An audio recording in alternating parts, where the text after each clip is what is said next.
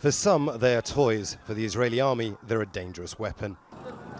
Every Friday during anti-Israeli protests in Gaza, kites have soared high into the sky and given the Israeli army a problem they hadn't encountered before.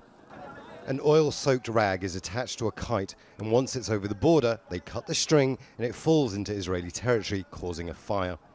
No one's been hurt by the fires, but some 2,250 acres of fields and nature reserves have been burnt, causing $2.5 million in damage, according to the Israeli government.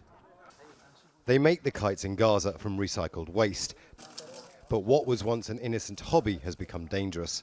The kites are such a problem that Israeli politicians have called on Israeli snipers to shoot the kite flyers. The kite makers here say they've been targeted, so they cover their faces when we interview them.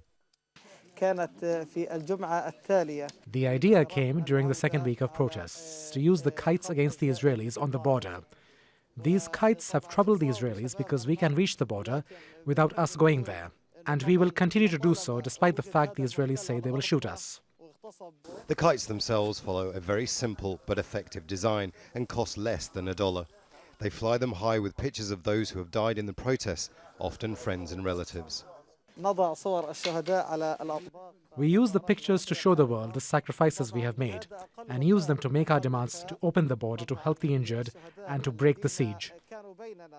The kites have become a very potent symbol of the Friday protests, so much so that the Israelis say that they use fighter jets to fire warning shots against a makeshift tent like this one where kites were being made.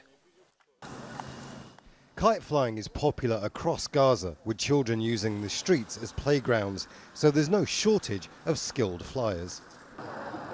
Israel sent drones to intercept the kites, but Palestinians have had some success in bringing those drones down.